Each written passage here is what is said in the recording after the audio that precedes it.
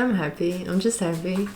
Hello. I bought these and I just put them on my wall. It's like Caitlyn and Vi and Caitlyn.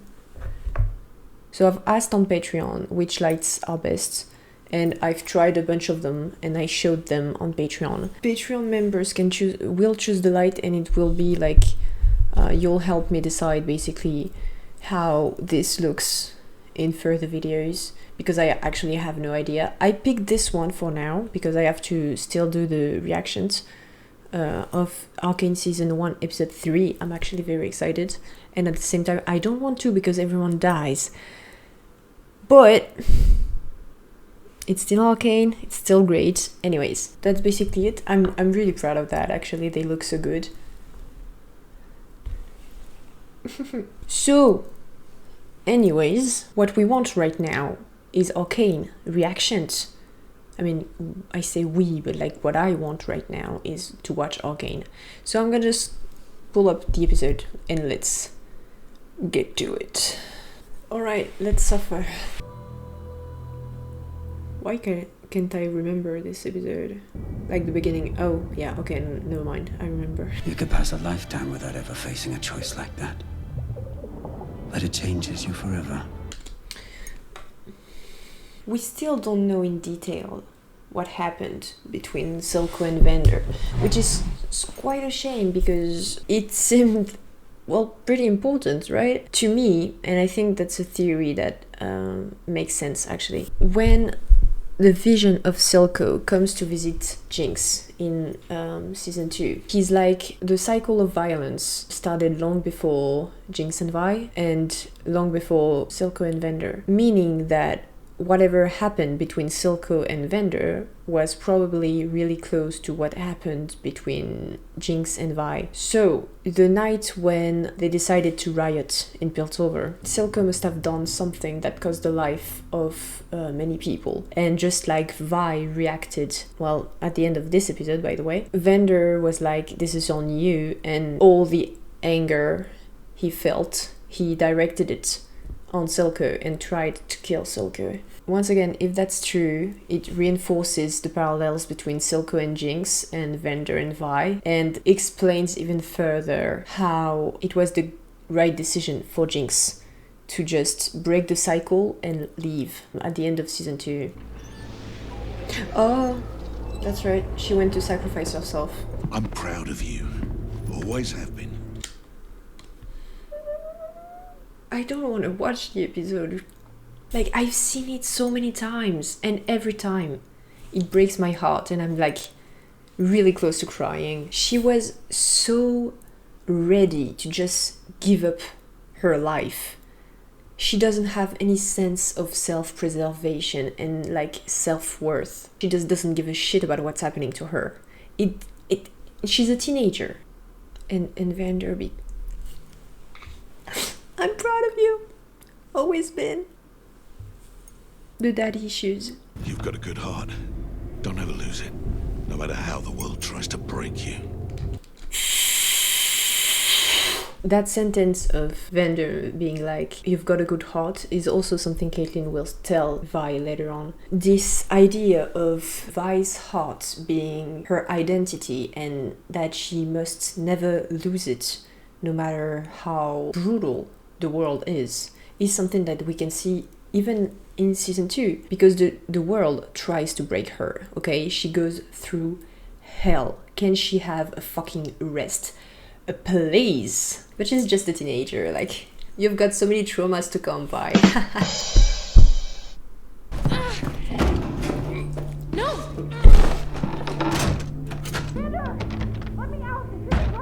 This is also a parallel to season 2, when Jinx locks Vi up in the cell so that Vi doesn't come after her and tries to basically throw her life away for Jinx. Vi has so much love for her family that the only way to prevent her from protecting everyone is just to force her into not protecting everyone. If she has any say to it, she will sacrifice herself.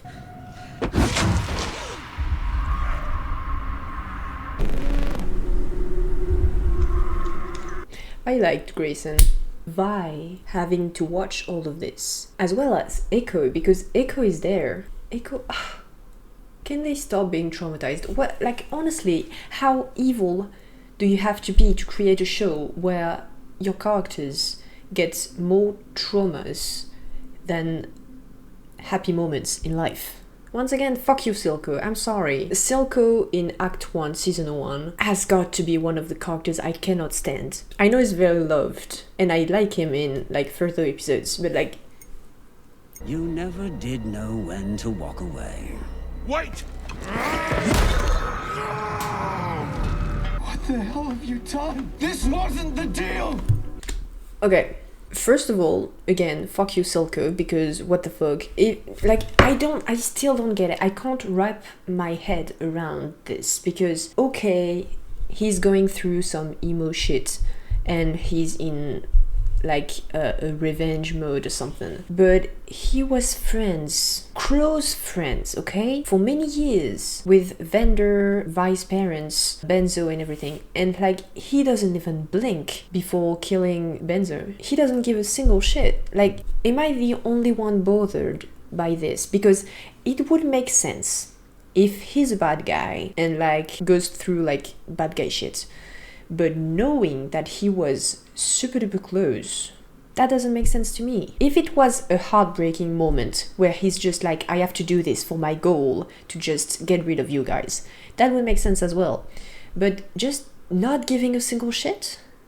I don't know. Second point is Marcus. Someone mentioned in the comments how he wanted to change things and didn't realize that Silco was going to go that hard, and I agree. The problem is Marcus didn't want to change things for the better. If you notice in the first episodes, every time he talks to, like, people from the Undercity, he's calling them, like, trenchers, like slurs basically. If his goal is to change things, it's in the way of the oppression. He wants to put Zon back in its place and to just let them rot. That's the change Marcus wants. So he has a deal with Silco, thinking he can, like, rule over the Undercity.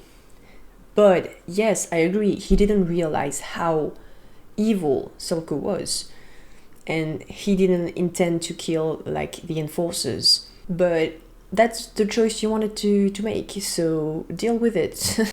There was this poll recently that I saw on social media, and I was actually like, I don't know how to feel about it. So there was this poll somewhere, I think it was on YouTube, like the most hated character in Arcane.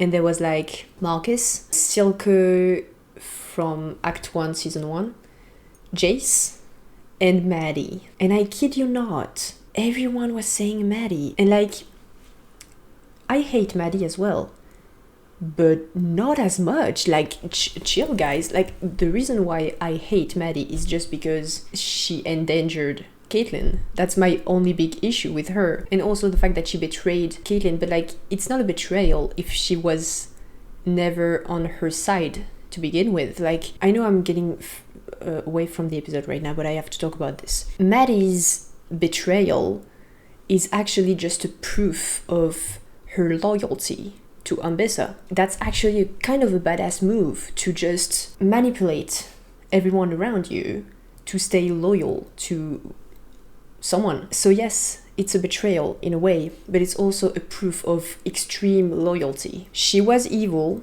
like she tried to kill Caitlyn in the most awful way, but at the end of the day, she is not as bad as these two. I'm sorry, like, I don't even know why Jace was there as well. Like, I know he was the reason why Isha died, but like, have we watched the same show? Like, that was necessary to try and stop Victor. All this to say, there are double standards, and like, nothing's new. When you're a fictional woman, you're bound to be hated 10 times more than whatever men have going on. I'm not gonna lie, when I saw the poll and how people would hate Maddie the most, I was like, you know what, I'm gonna start defending Maddie at this point. I still hate her, but not as much. Like, you literally have Marcus in Season 1, Act 1, Silco, who are, in my opinion, the worst of the worst. Can we please have the same standards when it comes to female characters and male characters? Please, just saying this. Alright, let's continue now the episode.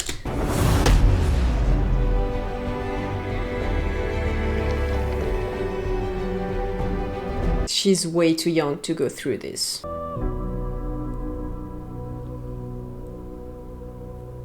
The silent scream, I mean, she's definitely not silent, but we can't hear it. It's also like a parallel with season 2 last episode, when she screams when Jinx falls. Vi is a very silent character when it comes to pain. She hides her pain. And when she hits those very low points of extreme sadness, like when she thinks she's losing Vander, she screams, but we can't hear it because that's not something she's used to do. When she loses Jinx, she screams, and well, we kind of hear it, but it's also very toned down with everything else going on. It's always like this with Vi. It's always toned down, and she's never really allowed to share any real pain. All I'm saying is I want to see a spin-off of Caitlyn and Vi, just like a rom-com. I want a fucking rom-com, okay? I want them to be soft and to go through therapy and to have soft things and to not suffer any day of their entire life anymore, please. I want them to be happy. Our Hextech dream. Jace has finally a friend, because you know, that's something I think is always so funny. Caitlyn is a teenage girl, okay? She's like 16, I think, 14 maybe, I don't know. She's a teenager. She's awkward as fuck because she's basically got the mentality of an adult. But she has an excuse for having no friends, you know that? She's just awkward as fuck, autistic coded. She has a hard time making friends with people her age. But Jace, what the fuck is your excuse? You're a grown man, and the only friend you have is a teenager. That's your closest friend? Your only one friend? Jace, you loser. I love him. So now he's got another friend. That's awesome, Jace. +1. Let's go. Good job. Oh, that's less funny. I'm gonna actually cry. I saw everything. I love Echo so much, and he deserves way more screen time, and their relationship between Vi and Echo deserves much more screen time because I love them so much. I think what's missing as well at the end of season 2, in all of season 2 actually, they don't really interact now that I think about it, but at the end of season 2, Echo is alive, Vi is alive, you're the only family you have left. Just interact with each other, please. Like, The base violence necessary for change. But we both know Topside won't listen to anything else. I can understand this side of Silco in Act 1, Season 1, how he wants Topside to listen. And if the only way for Topside to listen is by violence, then he's gonna bring violence. I understand this point of view because when you want something to change, sometimes if your enemy doesn't want to listen, you have to show them that you're ready to do anything. If Silco creates Shimmer and tries to attack Topside, or like to make them fear, kind of, which is not the best solution, but to make Topside listen and be ready and want change as well, because the problem is that Topside doesn't want things to change. They're great, they're doing fine, nothing's harming them, so why would they want to change things?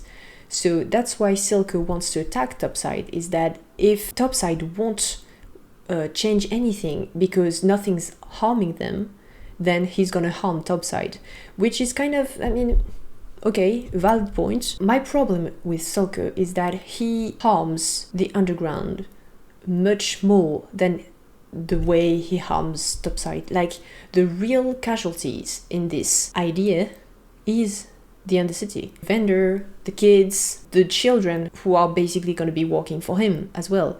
Like, the Undercity suffers immensely because of Silco.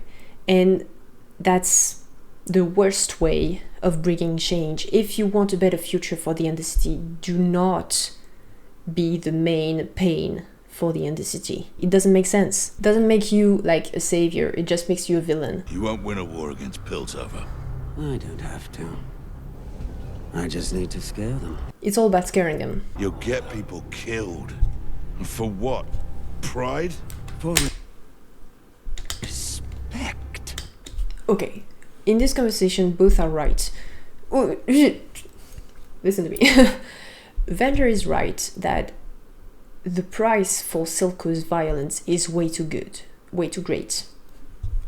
Like, there's too many things on the line, like too many people are getting hurt in the process. But Silco is also right that Topside needs to be scared in order to make them respect the Undercity. Even if it's like respect through fear, it's still a form of respect, and it's still something that is better than just having them oppressing day and night the Undercity. Until you made peace with them. Played lapdog after everything we suffered. That's also kind of funny because Silco is mad at Vander because Vander has a deal with the Enforcers. Enforcers let the Undercity alone, and the Undercity doesn't go topside. That's the deal Vander has with the Enforcers, with Grayson. And Silco is like, oh, you played with the enemy. You do that later on, Silco. Like, excuse you. He has a deal later on with Marcus to oppress both the people of Zon. And that's something Echo says, like how Silco pays the Enforcers to oppress and hunt the people from the Undercity like animals. That's his words. So yes, I understand how he has a goal and he wants to do anything to achieve that goal, but it really is just you're going against your own plan. You're destroying the Undercity in the process of trying to save it. That's stupid as fuck, if I'm being honest. Civica. Yes, Civica betrayed Vander, blah blah blah. Just like, I want to say this because it's something I mentioned before with Maddie. Maddie showed her loyalty to Ambessa by betraying Caitlyn. Civica showed her loyalty to the lanes, and it's very important because Civica is not loyal to anyone, and that's what allows her to be a part of the council at the end. She is loyal to the lanes, to the Undercity. She's not loyal to Vander, she's not loyal to Silco, she's not loyal to Jinx or whatever. She is loyal to the lanes, to the actual future of the lanes, and that's why she joins Silco, because she sees that Vander is not doing anything, so he's not a good option. Then Silco wants to change things, so she's like, yeah, okay, let's see about Silco, let's see what it does. And she joins Silco, and then later on in the episodes, someone is like, you have to betray Silco. Like, you know, I forgot his name, the jackass, basically. He's like, betray Silco, join me, and we're gonna do great things. And she almost betrays Silco. Silco actually asks her, like, were you tempted? And she's like, not for someone like him. She doesn't say no. She would have been tempted. It's if someone offered her, like, a deal, a better deal than whatever Silco had going on for the lanes. She would have betrayed Silco. Willing to risk exile for your endeavor. That's quite the conviction. The counselor. Wait a minute, it's What a surprise. Bedroom? See you. How could I have... They're so stupid. Is it a Jace thing that whenever someone really smart is near Jace, they lose all the brain cells? Because first the flop duo being Vi and Jace, and then Victor being like, oh no, this is not my bedroom, oh no, wow. Even if you managed to prove your theory, the council would destroy it. Heimerdinger will recognize the potential. That's actually something I also saw. People say that, oh, Mel never considered Victor, and they like to use this scene as an example how she only puts the light on Jace and only talks to Jace. She's not. Like, you can literally see it. She points the light to whoever is talking. It just happens that Jace is talking more often. I don't know why people want to hate on characters and try to cancel them. They're fictional characters. You cannot cancel a fictional character. Just try to appreciate them and try to understand them like you would with any fictional character. instead of trying to pretend that they're like actual human beings and that canceling them will change anything about the world. It won't. I'm thinking about Caitlyn as well. Canceling Caitlyn won't change anything about this world. So just try to see the media. First of all, what was Mel doing here? Was she perhaps drawn to the magic and was like, oh, I need to walk to Armadiga's room and try to see the crystals or something? Or like maybe she was just like walking somewhere and didn't really understand where, and then she saw the man and she was like, what the fuck are you guys doing here? He's got a crush. I mean, who wouldn't? You're not doing this alone, Vi. He's our father too. I just realized this was a parallel. I'm gonna actually cry. In season 2, when they go after Warwick, Vander as a wolf, Jinx is like, he's your father too, at first, to get Vi to work with her. And then Vi is like, what are you waiting for? He's your father too, to get Jinx to hug the both of them. And I didn't realize it was like a sentence. Milo says at this point, like, and Vander is left out. Powder is left out. Milo says he's our father too, because the idea there is that we have to save Vander.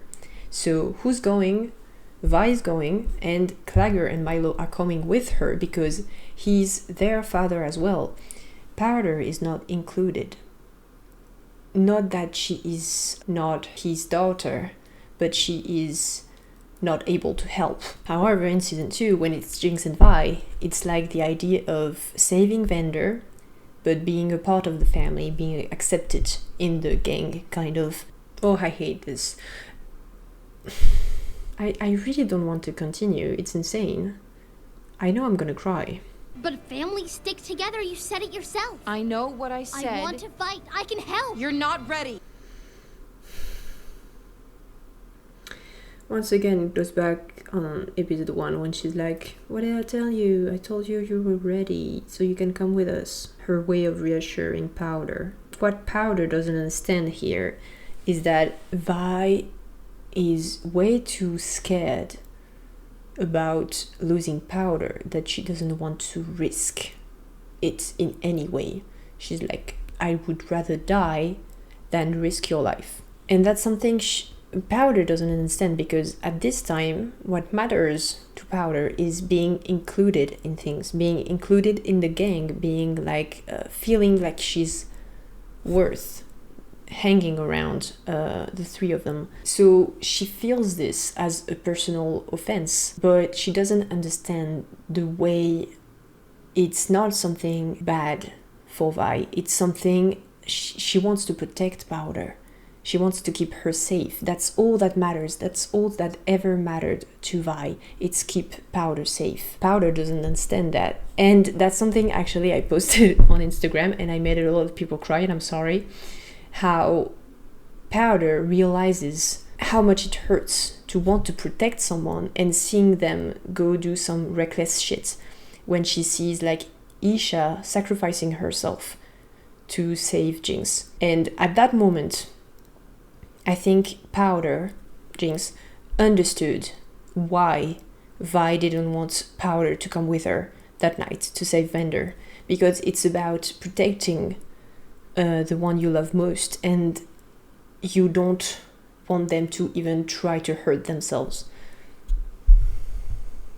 The writers are evil, dude. Pure evil. That's just pain. Pain on a big screen.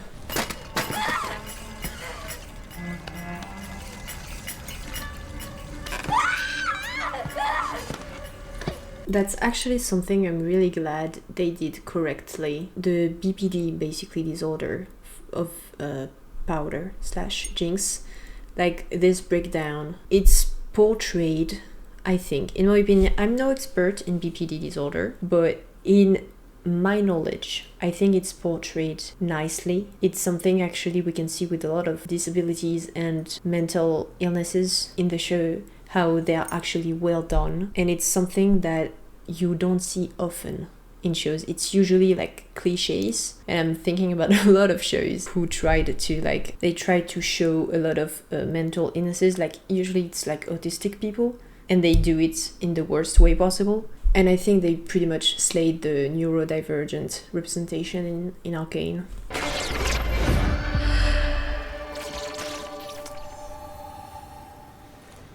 I can help them. She just wanted to help. I'm gonna cry. This is... Wow. It's never done that before. Alright. Here we go. In Piltover, things change overnight because Victor and Jace work on Hextech, and it changes everything. In the Undercity, things also change overnight. Also because Powder uses the crystals of Hextech, but in a destructive way. So in one night, the world in Piltover and Zon changed instantly because of Hextech. I think it's interesting how Jace and Jinx and Powder change everything overnight in their like countries, I guess, in their nation. So yeah, I think it's interesting how everything changes for the better in Piltover and for the worst in Zon. And it's kind of sad that Jace and Jinx never interacted, because they're the reason, both of them are the main reasons why everything changed suddenly in Piltover and Zon, and they never interacted.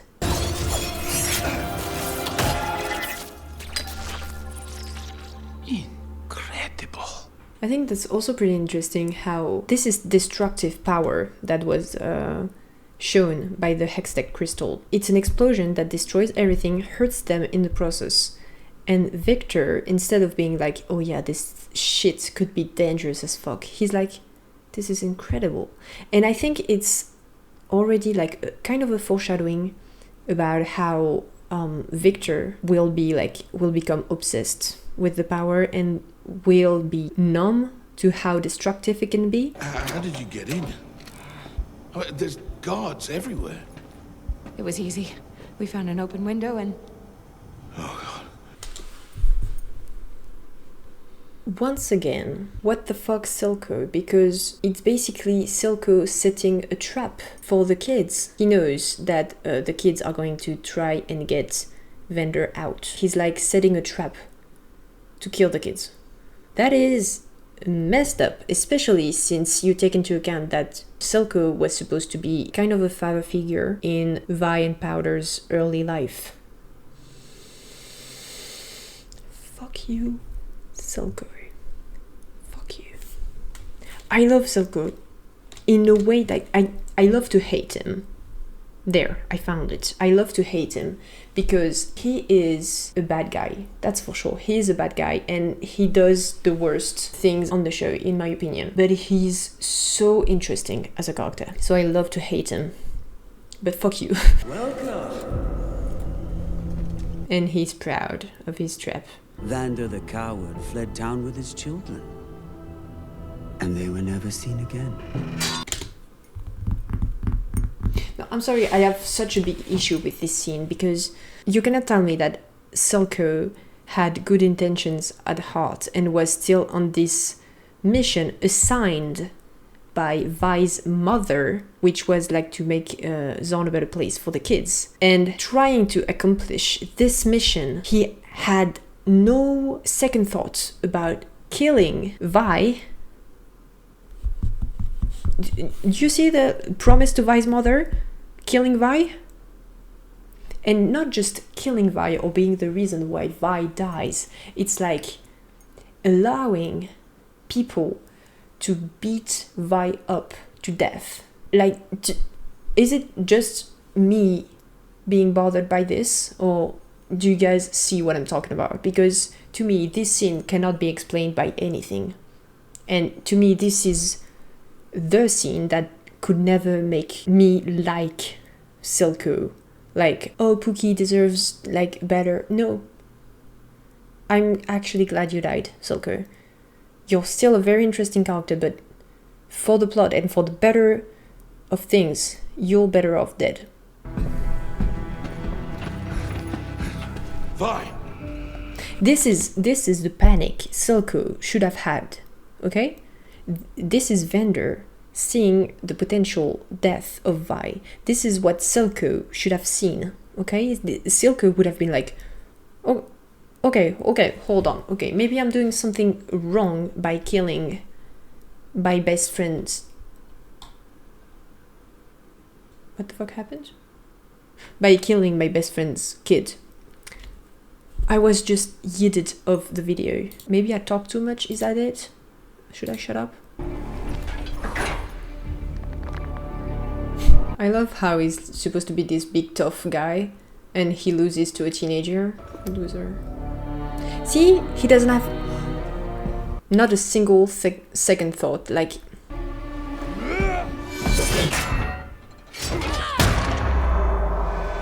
That's my girl. That's so embarrassing for them though. Imagine losing to a teenager. Once again, it's showing how Vi was strong because her drive in life and her strength is based on how she wants to protect people. She's a protector. She's like, I have to buy them time. I have to make it last. I have to fight until they can escape. Vi, your heart is way too big for this world. Ready to rise to the surface.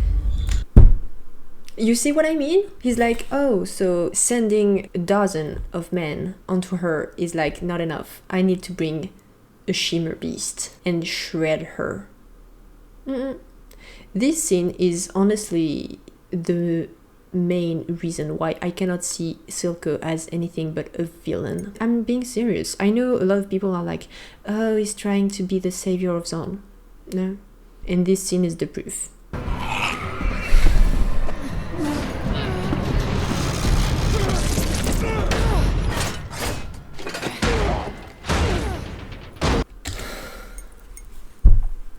I know the episode, I know what's gonna happen, why am I anxious? Vi is so intelligent when it comes to combat. She knows the limits, she knows what she can take and she knows what she can't take. And this is the perfect example of her knowing when to disengage. She knows that she cannot fight this, whatever this is. She doesn't understand what it is because, well, shimmer is a new thing. So she goes to hide and she goes to separate them with something that will likely not break easily to gain more time. And this is also something, a difference between Vi and Jinx. Now, I'm not saying that Powder is dumb as fuck. That's not my point. But Powder doesn't have combat intelligence like Vi does. Like, once again, Powder is not a fighter. Powder sees this scene and is like, I have to join the fight. Which is the problem. The problem is Powder joining the fight. Because if it's just about them finding time and escaping because they know they can't win this fight, everything goes fine. Everything is fine, they manage to escape. The problem is Powder not knowing, not being a fighter, and wanting to join the fight because she thinks that fighting and winning a fight is about joining a fight. It really isn't about Powder being a Jinx or being like having bad luck. The main issue is that Powder is not a fighter. It's not about bad luck, good luck, whatever. It's about Powder not knowing when to stay away from a fight and when to fight. She's not a fighter and she was not meant to be a fighter. And in a reality where she doesn't have to fight is a good reality for her and the people she loves because she doesn't jinx things.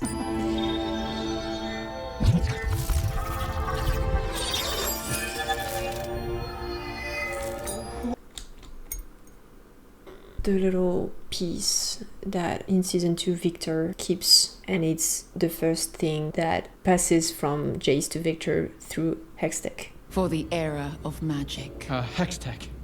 For the era of Hextech. He was like, Hextech actually. I love the glance that Heimerdinger is giving them, like, are you fucking for real? He's like, Mel, are you telling me you have a crush on this loser?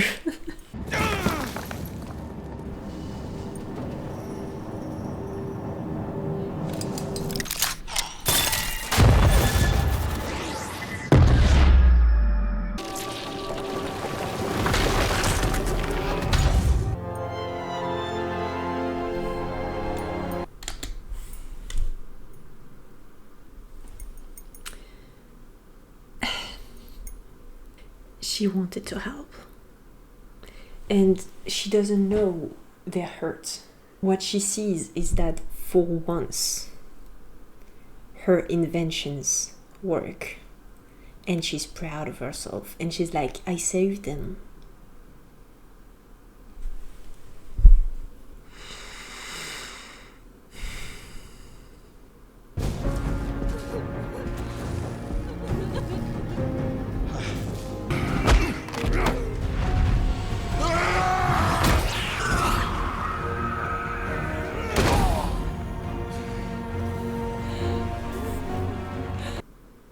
I don't even have things to say. I like how they remind us that Vi is just a kid in the scene. Like, she's hurt and the pain is such that she goes back to being an actual kid, and a kid's reaction when they're hurt or like when something goes wrong is crying, and she cries. That's a natural reaction for a kid.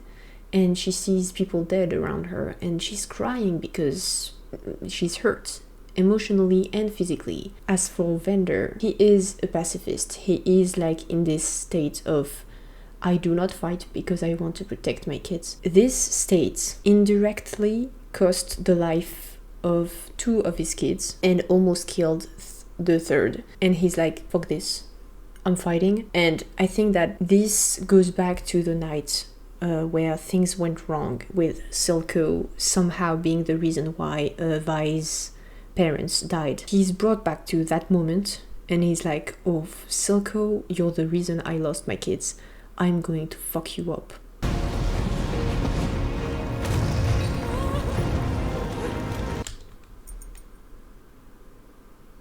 I don't have words because I'm going through it again. I think it also goes back to the last episode of season 2, where all that remains of Jinx is the little monkey head, and that's what Caitlin is investigating. And I don't know if there's any meaning with that little monkey head, but it's something that stays whenever Powder does something impactful, and that things don't go as planned, but it's the start of the journey in a way. Like, this is the moment the plot really starts.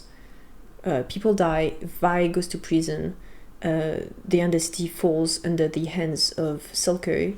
This is the start of the story. At the end of season 2, the little monkey head is also significant for Powder's decisions, or Jinx. The plan was to get Vi to safety. Doesn't go as planned, she has to sacrifice herself in a way, but it's also the start of a journey for Jinx, who gets to leave and start a new life. So it's a symbolism to me, a symbolism of new beginnings through destruction. Vander, the man that you are, he is so... Fuck you, Silco. Find the girl. What is your problem, Silco? Genuinely, what is your problem? Can I be honest? When I first watched the episode, I thought this was going to be like Mundo. Because, don't ask me why, I honestly, still to this day, I know nothing about Mundo's lore in League of Legends. But I was like, oh my god, big purple man, Mundo. Get his ass. But yet again, Vander's personality is not about hurting others. He has a choice, killing Silco and accomplishing vengeance, and probably saving the Undercity as well in the process. But that would mean sacrificing Vi, and that's out of the question. So he goes fetch Vi because he would let everything else die for Vi. Well, his kids, but he doesn't know Powder is there. And well, Milo and Clagger are there, so... Dude. He also puts himself, like, so that he takes the hit of the fall and he protects Vi. Oh my god, I'm gonna be... Take care of Powder. I can't do this. I can't, I just...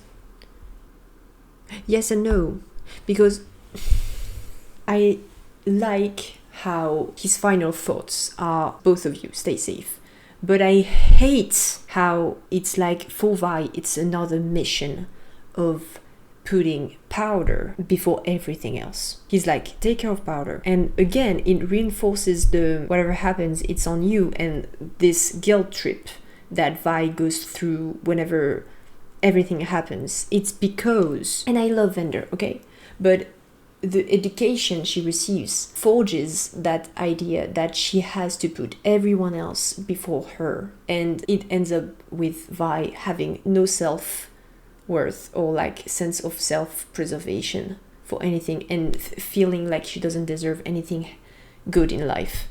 I hate this. Again, the scream, tone down. Vi, it worked! What? Did you see me? My monkey bomb finally worked! You did this? She was so proud of herself. She actually thought she was doing good. And the cycle of violence being passed on from Vander to Vi.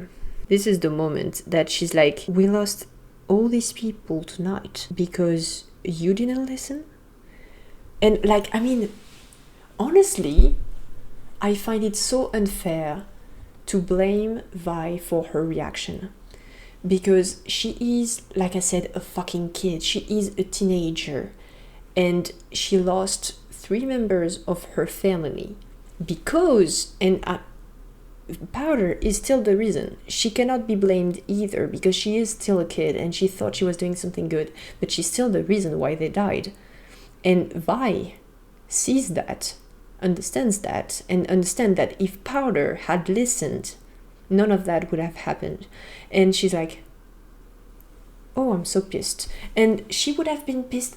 Listen, if she hadn't been taken by Marcus after that, she would have just gone back to their house and maybe, I don't know, be mad at Powder for a while, but she still would have taken care of Powder. Like, let's be real, it's just circumstances, you know? But she needs that anger. Like, you cannot be mad at her for being angry that 3 of her family members died. But it's still painful to watch, so I'm just gonna... I told you to stay away! No! Why did you leave me? Because you're a Jinx!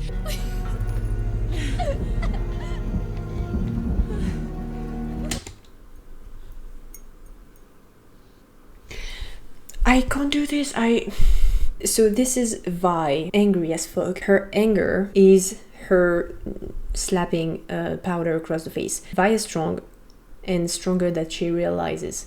And this is actually something that we can see with Vi throughout the show, how sometimes she's scared to hurt people. Mostly Caitlyn. We can see it mostly with Caitlyn, how she is always very gentle with her hands. And I think it comes also from there. And as a character, Vi is gentle, but she realizes that she can also be very brutal. And she sees this when she draws blood from Powder's nose. And that's the thing we see on the screen, like there's blood on her hand, but not because of the fight, because of Powder. And she's like, ooh, I fucked up.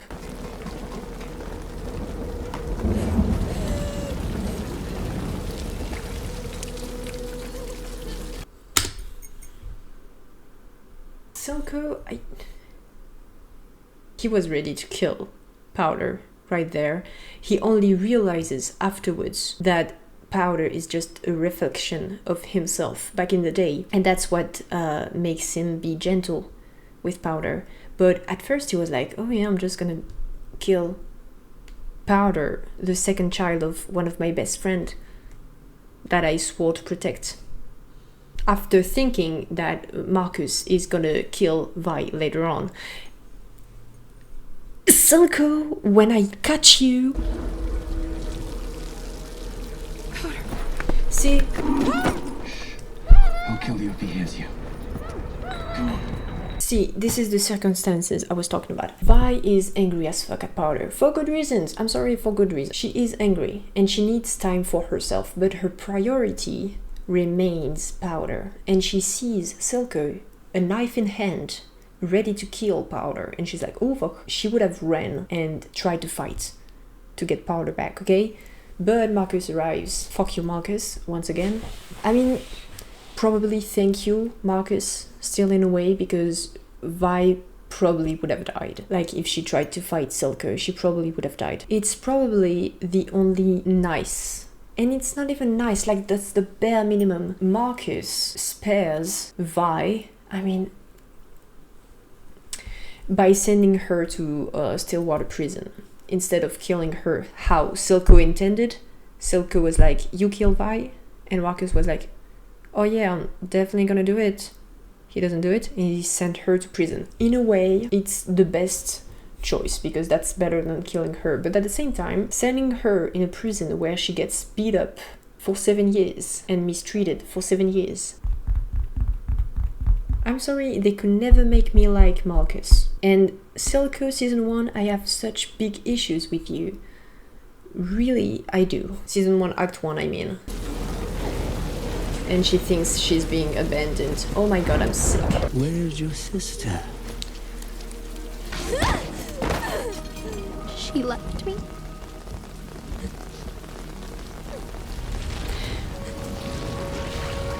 So this is what I was talking about. With the she left me and the look at Vander, Silco is like, oh, she's a mini-me. And that's why he's like adopting Powder in a way. But at first you can see it how evil he sounds when he's like, where's your sister? He's definitely planning something bad with Powder. I wonder something. Silco and Vander were really close to Vi and Jinx's parents. And we know that they were there when, like, during their childhood and stuff. So I think now it makes sense in a way that just Powder was so ready to accept Silco as a new father, like she just hugged him without a second thought, even though he was the reason why everyone died. Well, she doesn't really know about this. She knows that he was around, that shit happened, but I don't think... No, actually, she saw him. My point is, she trusts Silco very easily, and I think the reason is because she remembers him in a way like, when I was a kid, I used to see this guy. He must be a good guy or something, like someone I can trust easily. And she's also done being Powder. Vi left her. Fuck this world. We'll show them. We will show them all.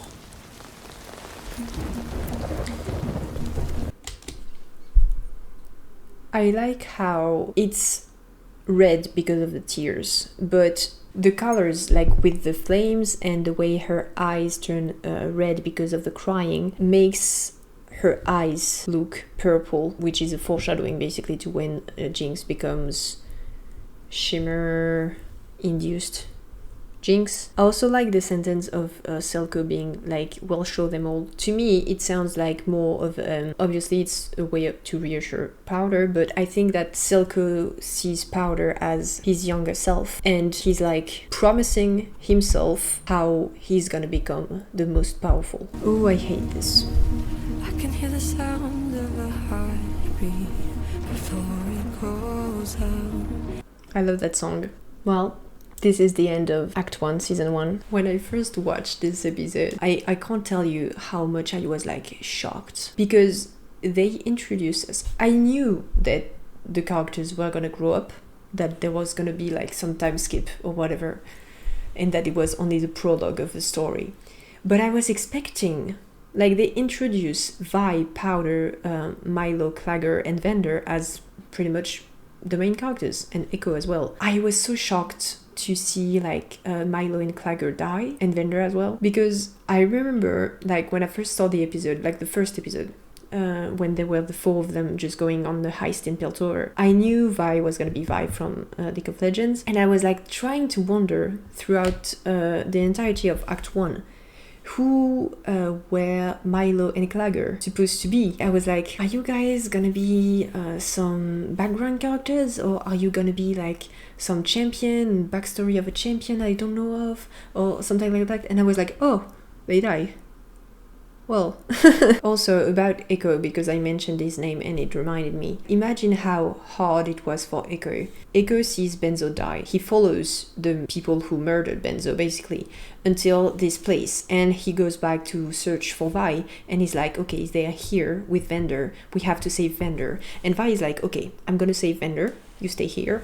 And he waits, and he keeps on waiting until news spread that Silco is running things. Powder is with Silco. Clagger, Milo are dead. Vander is dead. And Vi is nowhere to be found and most likely dead. So he's like, huh, okay. I can't even begin to imagine what he went through to survive as a kid, because he's young as fuck. Is he younger than Powder, or like her age? The point is, he's even younger than Vi, who's already on her own, but at least she's being fed in prison in a way, I guess. I don't know. Well, yes, of course she's being fed, but like, it's terrible food, and I'm not saying that she has a good life in prison. But even food, I don't think Echo has it. And I'm just sick. This is pure pain. This is such a strong introduction to a show, honestly. You don't expect all these characters to die. You don't expect it to be like that bad at the end. It's nicely done, in my opinion, and it points all the details that will be very important for the whole show, basically. So yeah, I love Act 1. It's very violent, and I think, in my opinion, Act 1 of Season 1 is probably the most violent. Maybe Act 3. Not even Act 3, just the last episode of ARCANE is also very violent. Like, everything goes wrong, you know? But Act 1 hits different for some reason. Maybe it's because, like, you just don't understand how crazy things get. Like, at least at the end of ARCANE, you have somewhat of a happy ending. Like, things are solved. At the end of Act 1 in Season 1, it's like the beginning of everything going wrong. Like, there's no hope at the end. You're like, oh, okay. So I think that's why, to me, it sounds most violent. But yeah, this is it for the reactions of Season 1, Episode 3, and the end of Act 1 of ARCANE. Now, I would like to talk to some of you, because I made a post recently saying, oh, I created a Patreon. Don't go there. And I said, don't go there, because there's only one video. You guys didn't listen. And I love you for that, okay? I love you. I really appreciate you, and you're wonderful. And I was giggling the entire day, okay? But there's nothing yet, and I feel like it's not worth it for you guys. So I will post things. I want to spoil my Patreon members, because I think it's so sweet that you guys want to support me, even though I like just started. So thanks to the people who joined me on Patreon. It means the world to me, really. It really does. You guys are just so wonderful. Like, I every day I talk, whether it's on Patreon with my members or like on Instagram with other people. I talk with a lot of you. It's always such a blessing to talk to you guys. You guys are so sweet. I don't, maybe I have a good karma in life, and it's like I'm blessed with only kind people surrounding me, but I love whatever is going on right now in my life. Yeah, I just love whatever community I'm creating right now. Everyone is so kind. I've never seen like a single rude person, either in the comments or on social media or whatever. You guys are just so amazing. So I wanted to thank you for that. Yes, right, for the Patreon. So like I said in the last video, the less cut versions of my, well, whatever video I do on YouTube, it's gonna be on Patreon. Then I'm still creating it, but it's coming, a Discord server, so that we can play video games together. And I was thinking about this. I'm gonna make the Discord server public for everyone that wants to join, but there will be like private channels for Patreon members, so that we can play video games together and do some watch along. like watching movies or TV shows and whatever with like my Patreon members, because like I said, I want to spoil my Patreon members. I want to thank you for your support. And extended versions of whatever things I do in life. Like, for example, when I put those things on the wall, the full version of me putting them on the wall is gonna be on Patreon. Like, small backstage footage that was suggested actually by one of you. It was also suggested like bloopers. Sure, what the hell? Like, I guess like things I have to take out of my videos. It's mostly gonna be me stuttering and being angry at myself for not being able to speak English, if I'm being honest. But if you want to see it, I can make a compilation of things someday. But yeah, those are the things I want to put on Patreon. You can also choose, for now I'm gonna stay on ARCANE, but once I'm done with ARCANE, you're also gonna be able to choose like the next shows I react to.